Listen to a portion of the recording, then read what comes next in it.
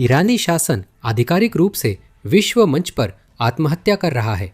संघर्ष विराम थोपने की कोशिश में तेहरान ने सऊदी अरब, यूएई जैसे पूरी तरह तटस्थ देशों और ब्रिटिश फ्रांसीसी सैन्य ठिकानों पर भी अंधाधुंध मिसाइलें दागना शुरू कर दिया है। लेकिन आतंकवाद की यह अराजक रणनीति बुरी तरह उल्टी पड़ रही है, जैसा कोई सोच भी नहीं सकता। ईरान के इन बेकाबू हमलों ने दुनिया की सबसे ताकतवर सेनाओं को उनके खिलाफ एकजुट कर दिया। पूरी दुनिया को डराकर झुकाने के बजाय जो देश सिर्फ 48 घंटे पहले तक संयुक्त राज्य अमेरिका की मदद करने से पूरी तरह इनकार कर रहे थे, वे अब अपने खुद के लड़ाकू विमान और परमाणु विमान वाहक पोत बमबारी में शामिल होने के लिए भेज रहे हैं। इस्लामिक रिपब्लिक अब भीषण युद्ध में है जिसे वह जीत नहीं सकती। हमारी कहानी उसी समय शुरू होती है जब उनकी ब्लैकमेलिंग नाकाम हुई। आइए सबूत देखें। इस युद्ध के पहले 24 घंटों में ईरान ने 9 अलग अलग देशों पर हमला किया था। खैर, 2 दिन बाद अब ये संख्या 15 हो गई है। ईरान ने अब Oman, Cyprus, France, United Kingdom और इटली जैसे देशों पर भी हमला किया है, उन सभी खाड़ी पड़ोसियों के अलावा जिन्हें वे पहले से ही निशाना बना रहे थे। शायद युद्ध की शुरुआत में यह रणनीति समझ में आती थी, क्योंकि ईरान को लगा था कि अमीर खाड़ी राजशाहियों पर दबाव डालकर वे ट्रंप प्रशासन पर दबाव बनवा सकते हैं और अमेरिका को युद्ध विराम के लिए मजबूर कर सकते हैं। यह समझ में आता था क्योंकि शुरू में सभी खाड़ी देशों ने सार्वजनिक रूप से अमेरिका इजराइल के ईरान हमले का विरोध किया था। उन्होंने सैन्य अड्डे देने से इनकार किया और अमेरिकी जेट्स के लिए हवाई क्षेत्र बंद कर दिया। फिर भी ईरान ने इन देशों पर हमले जारी रखे और अब पूरा समीकरण बदल चुका है। ये देश अब ईरान को अपना नंबर 1 खतरा मानते हैं और उसी के अनुसार प्रतिक्रिया दे रहे हैं। आइए सऊदी अरब से शुरू करें, क्योंकि यह सबसे बड़ा सरप्राइज है। सऊदी ने शुरुआत से ही साफ कर दिया था कि वे अमेरिका को अपने बेस इस्तेमाल नहीं करने देंगे। वे अमेरिका को ईरान पर किसी भी हमले के लिए सऊदी हवाई क्षेत्र का इस्तेमाल करने की भी इजाजत नहीं देंगे और इसके अलावा उन्होंने ईरान पर हमलों के लिए कोई समर्थन न देने का वादा भी किया। उन्होंने तटस्थ रहने की पूरी कोशिश की, लेकिन ईरान लगातार सऊदी अरब पर हमला करता रहा, जिससे सऊदी अरब का नजरिया बदल गया। आइए विस्तार से जानते हैं। CNN पर अभी अभी आई उस ब्रेकिंग न्यूज पर वापस चलते हैं जो सऊदी अरब से जुड़ी है। इसमें कहा गया है कि अगर ईरान अपने जवाबी हमले जारी रखता है तो सऊदी अरब जवाब देने के लिए तैयार है। CNN के डिप्लोमेटिक एडिटर निक रॉबर्टसन हमारे साथ हैं। आपको क्या जानकारी मिली है निक? हाँ, ये यहाँ के क्राउन प्रिंस द्वारा एक वाकई नया और बड़ा कदम है कि उन्होंने अगर ईरान फिर से सऊदी अरब पर हमला करता है तो सऊदी प्रतिक्रिया की संभावना को मंजूरी दी है। उन्होंने कल और आज तरके हुए उनके हमलों को कायराना बताया। उन्होंने कहा कि ईरान के हमले कायराना थे क्योंकि ईरान जानता था कि सऊदी हवाई क्षेत्र का ईरान पर हमले में उपयोग नहीं हुआ था, जिससे उन्हें बहुत गुस्सा आया। यहाँ राजधानी के आसपास हमले हुए हैं जिन्हें रोक लिया गया है। देश के उत्तर में एक सैन्य हवाई क्षेत्र के पास भी हमला हुआ था। पूर्व की ओर फारस की खाड़ी के बहुत करीब, ईरान के बहुत करीब भी हमले हुए हैं। अब तक इन हमलों को नाकाम कर दिया गया है, लेकिन क्राउन प्रिंस ने कहा है कि ईरान की कार्रवाइयों के कारण वो देश सऊदी अरब की सुरक्षा को सबसे पहले रख रहे हैं। उसकी भूमि की सुरक्षा, उसके नागरिकों की सुरक्षा, उसके निवासियों की सुरक्षा, वो इन्हें पहले रख रहे हैं। और इसी वजह से वो कहते हैं उन्होंने यहाँ की सेना को अधिकार दिया है कि अगर उन पर ईरान द्वारा हमला किया जाता है तो वे जवाबी कार्रवाई कर सकते हैं। और साथ ही हमने यहाँ के विदेश मंत्रालय से भी कल रात उनके ट्विटर फीड पर सुना कि क्राउन प्रिंस ने राष्ट्रपति ट्रंप के साथ टेलीफोन पर बातचीत की। उस बातचीत में क्राउन प्रिंस को राष्ट्रपति ट्रंप का पूरा समर्थन मिला। सऊदी ने इसी तरह रिपोर्ट किया। कैसे प्रतिक्रिया दे, इस पर राष्ट्रपति ट्रंप का पूरा समर्थन मिला। अब सऊदी बदला लेने की तैयारी कर रहा है और वे सिर्फ रक्षा से भी आगे जा रहे हैं। हम बस एक पल में उस पर बात करेंगे, लेकिन पहले चलिए यूएई के बारे में भी बात करते हैं। वो देश जिस पर ईरान ने सबसे ज्यादा हमला किया है। यूएई की ओर सबसे ज्यादा ड्रोन और मिसाइलें दागी गई है, यहाँ तक कि इजराइल से भी ज्यादा, जो असल में ईरान के खिलाफ ये युद्ध लड़ रहा है। यूएई रक्षा मंत्रालय ने अभी इन आंकड़ों की पुष्टि की है। 441 ड्रोन में से यूएई ने 506 को मार गिराया है और 165 मिसाइलों में से यूएई ने 152 को मार गिराया है। ये आंकड़े वाकई हैरान करने वाले हैं, खासकर जब यूएई ने ईरान के खिलाफ कुछ नहीं किया। उन पर हमले की वजह सिर्फ ये है कि उन्हें अमेरिका का सहयोगी समझा जाता है। इन हमलों के वास्तविक परिणाम हैं सभी खाड़ी देशों में दर्जनों लोग हताहत हुए हैं, जिनमें नागरिक, पर्यटक और कामगार शामिल हैं। इसी कारण खाड़ी देशों ने रविवार रात अमेरिका के साथ बैठक कर इस्लामी शासन की हर कार्रवाई की सार्वजनिक रूप से निंदा की। इसके अलावा सऊदी अरब भी जवाबी कार्रवाई की तैयारी कर रहा है। वह गठबंधन बढ़ता जा रहा है। तो इन सब पर ईरान क्या कहता है? तो विदेश मंत्री अभी अभी टेलीविजन पर आए और अपनी रणनीति या कहे कि ईरानी रणनीति को समझाया। लेकिन इससे पहले कि हम उस पर आएं, अगर आप लोग एक सेकंड निकालकर नीचे दिए गए सब्सक्राइब और लाइक बटन को दबा दें तो बहुत अच्छा होगा। ये वाकई एल्गोरिदम में फर्क डालता है, खासकर जब हम अपनी पूरी कोशिश कर रहे हैं कि आपको इस चल रही जंग की सबसे ताज़ा जानकारी दें। अब ईरानी विदेश मंत्री के बयान पर नजर डालते हैं। तो एक बार फिर मैं इस बात पर जोर देना चाहता हूं कि इसका हमारे क्षेत्र के भाइयों से कोई लेना देना नहीं है। मैं सभी सहयोगियों और समकक्षों से संपर्क में रहा हूं और उन्हें हमारी स्थिति समझाने की कोशिश की है। हाँ, हमें उनकी स्थिति पता है। वे खुश नहीं हैं, कुछ नाराज हैं और कुछ समझने की कोशिश कर रहे हैं। और मैं चाहता हूं कि वे समझें कि क्षेत्र में क्या हो रहा है। यह हमारी गलती नहीं है, यह हमारी मर्जी नहीं है। यह युद्ध हम पर संयुक्त राज्य अमेरिका और इजराइल द्वारा थोपा गया है। तो अगर वे नाराज हैं तो उन्हें इजराइल और संयुक्त राज्य अमेरिका पर नाराज होना चाहिए। उन्हें हम पर युद्ध रोकने का दबाव नहीं बनाना चाहिए, बल्कि दूसरे पक्षों पर बनाना चाहिए, क्योंकि हमने युद्ध शुरू नहीं किया। यह हमारी नहीं, उनकी मर्जी है। इस क्षेत्र में होने वाली हर चीज के लिए उन्हें जिम्मेदार ठहराना चाहिए। मुझे उम्मीद है कि हमारे क्षेत्र के भाई शिकायत होने पर अमेरिकियों और इजरायलियों का सामना करेंगे। उनका तर्क है कि ईरान सीधे अमेरिका पर हमला नहीं कर सकता, इसलिए वो क्षेत्र में अमेरिकी सहयोगियों को निशाना बना रहा है। ये काफी पागलपन भरा लगता है। इनमें से कुछ देशों ने इस युद्ध से बाहर रहने के लिए अपनी पूरी ताकत लगा दी। उन्होंने हवाई क्षेत्र के उपयोग पर प्रतिबंध लगा दिया।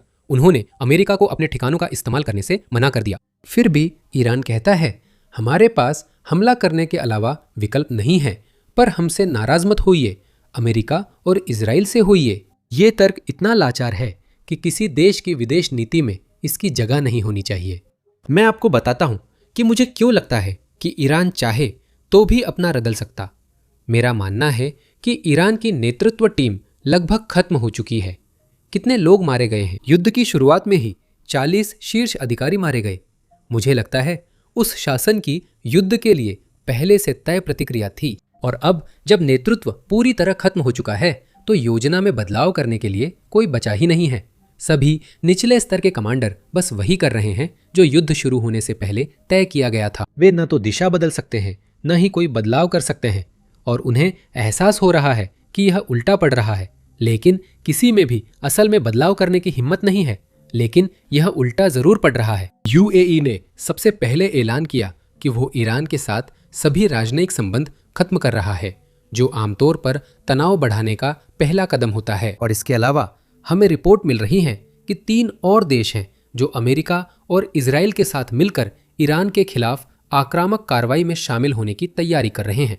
सुनिए, ये रिपोर्ट जनरल जैक कीन से आ रही है। 3 देश ईरानियों के खिलाफ आक्रामक कार्रवाई करने जा रहे हैं और सेंट्रल कमांड के कमांडर एडमिरल ब्रैड कूपर और उनकी टीम इन आक्रामक कार्रवाइयों का समन्वय कर रहे हैं। इसी वक्त स्पष्ट कारणों से मैं ये नहीं बताने वाला कि वे देश कौन से हैं।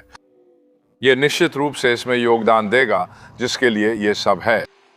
मेरा मतलब है, राष्ट्रपति ट्रंप ने साफ बताया कि उन्होंने ये क्यों शुरू किया, क्योंकि वो और नेतन्याहू पूरी तरह निराश हो गए थे।